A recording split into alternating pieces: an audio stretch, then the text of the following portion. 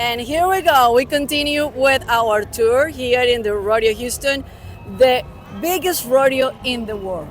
And this is one of actually my favorite places, my favorite spot on the rodeo. I know that after golf. After golf. Yeah. So we are at the wine garden and we are with Leif Graham. Somebody told us that you're the expert. I don't know in what department, if drinking the wine or knowledge about the wine or both. I'm a little bit of all of it. So I drink it, I'm knowledgeable about the wine, and I cover it all here in the wine garden. So I'm excited to be out here and talking with you guys. Wine is usually about brand, timing, years, places. Talk to us about the diversity of wines that you're showing today. Absolutely, yeah. So we have a international wine competition we hold back in November to prep for the wine garden that's happening here at Rodeo for the past 20 days. And we had 2,986 wines enter the competition this year. And they were wines from all over the world. So 20 different countries from around the world had wines enter into our competition. Including 8 wines from Mexico, which has been an uprise in wine production here in the U.S. So we see more and more coming in. But we had 120 judges that came in and judged the wines, and then we took the winners from that competition and we picked the wines for the wine garden out of those winners. So it's an exciting to have these wines here and represented. This year we actually had a Champagne win Grand Champion. It was Champagne Bollinger from France. Well, that's great. And then our Reserve Grand Champion was Markham Cabernet from Napa Valley, which happened to be our feature region this year. A lot of different regions. We always talked about Mendoza and Argentina. Do you have some of those? Absolutely, yeah. I mean, we get Mendoza, Argentina. We get Chile. A bunch of wines from South America are very popular and have been. And then we have wines coming in from smaller regions in South Africa, as well as France, Italy, Spain, Australia, New Zealand. So and I'm sure Napa Valley is actually one of good players, right? Absolutely. Yeah. We had over 300 wines entered in from Napa Valley this year, which, like I said, was our feature region. And they had some great representation here in the competition and in the wine garden this year. Leif, tell us about that. The wine thing started way before the year before of the rodeo, and it started with a competition. Then the first event of the rodeo, it's also about wine and food. It is, yeah. So Rodeo Uncorked was the first event we did, and that was held in mid-February. And we had over 500 wines from the competition represented in Best Bites.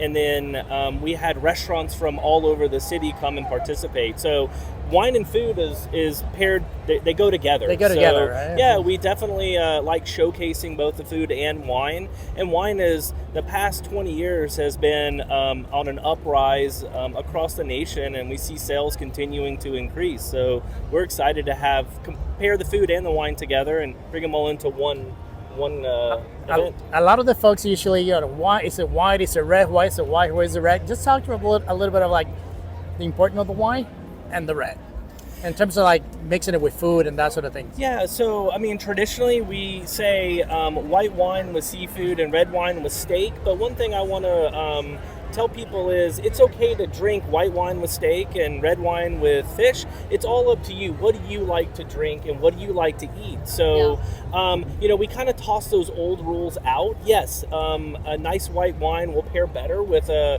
red fish or some shrimp, and a nice red wine will pair better with a steak. But if you're comfortable drinking a white wine with your filet or steak, go ahead, do it. It's going to be okay. So, wine is supposed to be fun and everybody's going to enjoy it. It's really universal. And when you bring food into the mix there, I mean, who doesn't like to have a glass of wine and enjoy some food together? Good Sauvignon Blanc, a good Pinot Grillo, chill on a day like this. Yeah, and we've seen really the sales in the wine garden this year. It's been nice and warm out, so we've seen a lot of white wines increasing in sales this year, which has been a great thing to have and showcase the white varietals, because traditionally we see a lot of red wines selling out. And how's the traffic's been for you guys in this time of the year? Non-stop. I'm telling you, the amount of folks that we have in here, as you can see, we're just now opening the wine garden and it's already hopping here. So foot traffic's been great. Sales have been above last year. So all in all, it's been a great season. And I wanted you to talk about sales, because the sales has a purpose. It's a great purpose that the more wine you guys sell, the better that we do where.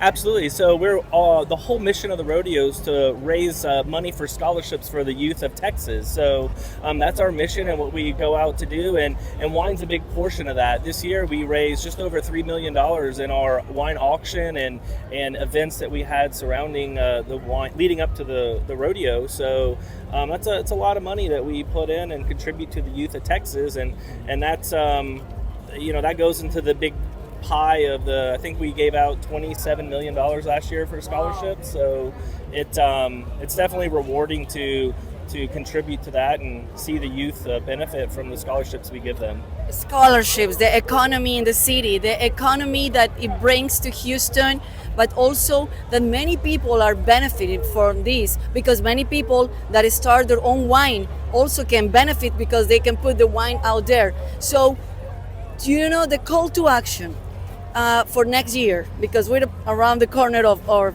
the end of the event? Yep. What we can tell people for next year, not only to come and have fun, but if you have a winery, or you just start making your own wine, or you just want to do business with the rodeo in the wine part, so what we can tell them?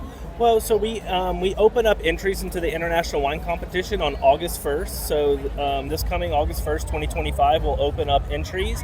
And anybody who does own a winery or is in the wine business and they want to enter their wines, they can reach out to the rodeo wine at hlsr.com, and we can get them connected with the entry process to get their wines judged for the International Wine Competition. I think one of my favorite parts about the whole event, as we walked around, is how much is invested in the community that comes from this event. I think that the work that you guys have been doing is amazing. I'm really surprised, not only as a size, but how much of the commitment goes back to the community. Absolutely. In our volunteers, we have 35,000 volunteers that help put this on, and they're the folks that are coming out and supporting the wine, the business, the kids every single day to help put this production on. So, and they're all wine fans too. So they're looking at our awards that our judges give these wineries, and they're out looking for them and trying to find those wines to try them out. Thank you so much. Absolutely. Cheers for rodeo. Cheers. Thank you. Cheers. All right.